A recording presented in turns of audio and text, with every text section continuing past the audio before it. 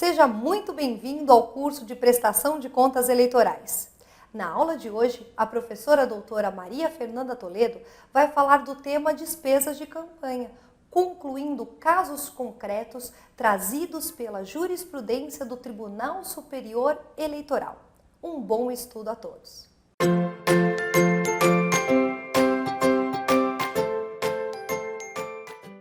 Nesse último bloco dessa aula, eu sei que vocês ainda vão estudar bastante sobre os gastos eleitorais, mas nesse último bloco dessa aula específica, eu quis trazer alguns estudos de caso. E para isso, muito embora seja de eleição passada, algumas coisas a gente pode aplicar ainda para essa. Eu fui até a jurisprudência do TSE e fiz uma seleção de poucos casos, mas que vai ajudar a gente aqui. Vamos lá para o primeiro. É um agravo regimental, o número dele está aí, vocês vão ver aí na tela, da ministra Luciana Lócio, e ela fala de algo que ficou bem polêmico nas eleições passadas, que é o uso de cartão de consumo. Por quê? Sabe aquele cartãozinho de consumo que você fala, em vez de eu dar em dinheiro para o meu pessoal da rua, né, gastar, eu dou para eles um cartão. Mas isso ficou bem complicado porque eu não conseguia comprovar de onde vinha o valor, quem utilizou, quando utilizou, em que momento utilizou. Então, olha só o que fala esse acórdão. Ele fala que o agravante, o candidato, não comprovou documentalmente que os cartões de consumo foram utilizados por pessoas que trabalhavam na campanha. Eu não tinha ali comprovação de quem utilizou. E ele tampouco efetuou a devida discriminação do uso dos recursos. E sabe o que isso implicou? A desaprovação das contas. Muita atenção. Aqui, o que eles tentam evitar? Ai, mas por que tão grave? Por que desaprovou por isso, né? Porque, na verdade, às vezes ali na véspera no dia da eleição, eles podem caracterizar ali uma compra de voto. Pega a pessoa que está ali trabalhando e fala, não, pega o meu cartão, vai almoçar e depois você vota no fulano. E para evitar esse tipo de problema, o TSE foi muito radical. Ele falou o seguinte, cartão de consumo, que eu não tenho discriminação, que eu não consigo comprovar de onde veio o recurso, quem utilizou, desaprovação de contas. Às vezes é até aconselhável descartar esses cartões de consumo. Se você optar por utilizar, muito cuidado. Aqui ainda fala, ó, ainda que o candidato sustente que não há proibição expressa na legislação quanto à utilização dos cartões de despesa com pessoal de campanha, tal circunstância não afasta a necessidade de que os gastos eleitorais sejam devidamente comprovados para viabilizar a fiscalização. Aí você vai me falar, mas eu quero usar o cartão de consumo e não há nada que me impede na lei de usar esse cartãozinho de consumo. Mas se de alguma forma a Justiça Eleitoral não conseguir verificar quem utilizou, para que utilizou e de forma discriminada, não utilize, porque isso é motivo para reprovação das contas. Um outro agravo que eu trouxe aqui para vocês, ele é de relatoria do ministro Luiz Fux. Todos esses são julgamentos muito recentes, eu peguei aqui do fim de 2015 para 2016. Esse trata do princípio da proporcionalidade e da razoabilidade. Aí tem gente que me fala, mas Fernanda, eu vou dar uma escapadinha na legislação. Afinal de contas, né, a jurisprudência ela considera a razoabilidade e a proporcionalidade. Então, né, a pena de reprovar, não vão reprovar minhas contas por isso. Né? Quantas vezes eu já não ouvi isso? Ah, mas ninguém vai reprovar minhas contas porque eu fiz essa bobeirinha. A gente não sabe o que é razoável para você, pode não ser para o ministro que vai apreciar, para o juiz que vai apreciar. E aí, por isso que eu trouxe aqui esse acórdão. Olha o que ele fala. Os princípios da proporcionalidade e da razoabilidade somente são possíveis de incidência quando as falhas não comprometem a confiabilidade das contas e quando os valores envolvidos são irrelevantes. Tá? 5 mil pode ser irrelevante para você, mas pode não ser irrelevante para o juiz que vai apreciar as suas contas. Então, muito cuidado, não conte com isso. Não fale o seguinte, isso é uma bobeira, ele não vai nem considerar. Muito cuidado. Eles não podem comprometer aquelas falhinhas pequenas. Reiteradas vezes, elas tiram a confiança da fiscalização. Então, cuidado com isso. Ele fala o seguinte aqui, ó, as contas de campanha cujas falhas detectadas expressam um efetivo controle, ou seja, eu gastei, você fala o seguinte, Fernanda, eu juro, eu gastei, está tudo regular, mas está tão mal feita a prestação de contas, ele não consegue nem fiscalizar, não consegue nem bater ali o que gastou, o que arrecadou.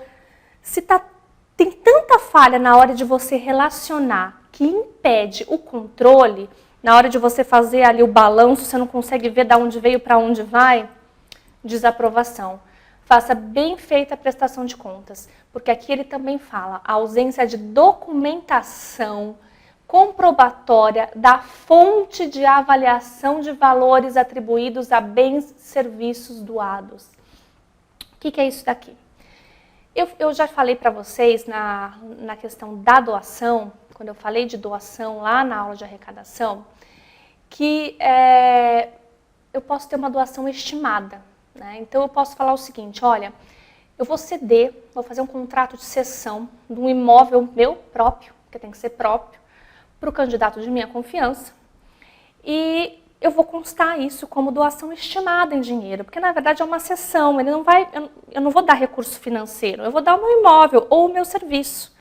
Mas você tem que ter um parâmetro, porque não pode ultrapassar 80 mil esse aluguel, eu tenho que ir numa imobiliária e pegar lá um valor direitinho, né, de quanto seria mais ou menos o gasto estimado desse aluguel, para eu colocar na minha prestação de contas.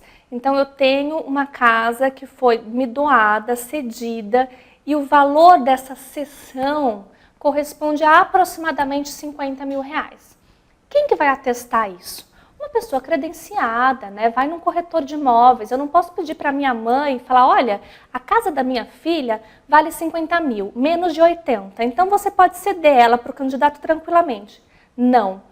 Aqui ele é bem claro e muito bem falado, dito nessa jurisprudência. A documentação comprobatória daquilo que é atribuído a bem e serviço, que é de valor estimado, eu tenho que ter uma fonte de avaliação legítima, tudo bem? E fala ainda mais um pouquinho, a omissão de despesa contratada em confronto com notas fiscais eletrônicas de gasto com menos de 300 reais. É aquilo que eu falei. É de pequeno vulto? É de pequeno vulto. Eu posso usar meu dinheirinho ali do fundo de reserva? Posso, mas eu tenho que contabilizar, tá bom? Então, esse acórdão é bem completo para falar das falhas mais comuns que a gente encontra. Vamos para outro. O próximo que eu vou tratar aqui com vocês, olha só que recente, 2016, ministro Henrique Neves, o que ele fala? Tradicional, a gente já falou disso, ficou claro. Vamos reforçar. Serviços advocatícios de consultoria prestada aos candidatos no curso da campanha constitui atividade meio. Atividade meio é a atividade no curso da campanha. E são acessórios à campanha eleitoral e pode ser contabilizado como gasto eleitoral. A gente já falou disso lá no começo. A segunda observação, honorários de serviço advocatício ou de contabilidade relacionado a processo jurisdicional contencioso. Não é uma simples consultoria, olha, isso você deve, isso você não deve, não. Estou falando do processo que já está tramitando ali na Justiça Eleitoral. Ele não é considerado gasto eleitoral. A gente viu isso claramente no primeiro bloco dessa aula. Eu trouxe essa jurisprudência só para reforçar. Foram inúmeras vezes isso foi levado ao TSE, até que eles trouxeram isso na resolução. A gente viu ali atrás no primeiro bloco, ficou claro agora, não tem discussão, tá bem? Vamos para outro do mesmo ministro, o ministro Henrique Neves, outro casinho aqui, que a gente vai falar do princípio da proporcionalidade, que eu achei interessante, porque também é muito recente. E ele fala o seguinte: é inviável a aplicação dos princípios da proporcionalidade e da razoabilidade quando a irregularidade identificada compromete a transparência das contas apresentadas e corresponde a valor elevado, de relevante e significativo no contexto da campanha. Então você fala o seguinte, Fernanda, mas 5 mil para um prefeito em São Paulo, né, eles não podem fixar o que é razoável ou não. A Justiça Eleitoral não pode te falar e até isso a gente releva, porque depende do contexto, depende do tamanho do município, depende do se é candidato a prefeito, vereador, do tanto que ele arrecadou. Então, calma lá, quando você vai falar do que é razoável ou não. Mas na jurisprudência tem um caso, uma decisão da Justiça Eleitoral que relevou 5 mil. Mas qual era o contexto? Era um município pequeno, né? Então, cuidado para aquilo que você considera razoável. Tem duas coisas aqui. As suas contas têm que estar transparentes, você tem que estar contabilizada de uma forma inteligível. Eu preciso entender o que está ali. E a outra questão é do valor. Né? Ele não pode, se o valor compromete ali, é muito grande comparando com a sua arrecadação ou com o limite daquele município, ele pode ou não ser considerado razoável. Então, cuidado com isso, de você usar como parâmetro uma decisão da justiça e falar, não, mas eu tenho um precedente, porque no município tal teve uma irregularidade ali de 10 mil e a Justiça Eleitoral relevou. Depende do contexto de cada campanha, não conte com isso. E aqui fala o seguinte, no finzinho desse acórdão, ele fala o seguinte, hipótese em que as irregularidades detectadas atingiram o valor absoluto superior a 45 mil, que corresponde a 14% dos recursos de campanha. Difícil, né? Você pode até considerar razoável numa campanha para a presidência da República, falar 45 mil não é tão elevado assim e tal. Mas considerando que isso é 14% dos gastos, o ministro falou, fiquei sem saída, está irregular. Mais um para a gente poder caminhar aí para o fim. Recentemente, super recente, fim aí de 2015, um recurso especial da Maria Tereza Assis Moura, ela fala o seguinte, a prática de captação de gasto ilícito de recurso, apto a configurar o abuso do poder econômico. Por que eu trouxe aqui, por fim, esse? As pessoas costumam falar, mas é só multa? O que acontece? Não, né? A gente já viu que a desaprovação de contas, ela causa cassação no diploma e também pode configurar crime, abuso do poder econômico, tendo sido ressaltado aqui pela ministra a existência de caixa 2, né? Então, se você vê uma falha muito grave, eu fiz aí um caixa 2 para contratar mal um pessoal que eu nem passei do limite da minha contratação, aí você vai pensar assim, mas a Justiça Eleitoral, ela não consegue fiscalizar todo mundo. E pode acontecer de ter caixa 2. Vou te falar uma coisa, a gente vem aí de uma série de denúncias de corrupção, né? Então, a gente está num momento delicado. E aí, o lado bom disso, para nós, para a gente que é eleitor, é que a fiscalização ela já ultrapassou a Justiça Eleitoral. Hoje, os tribunais regionais eles têm um sistema de denúncia muito ativo.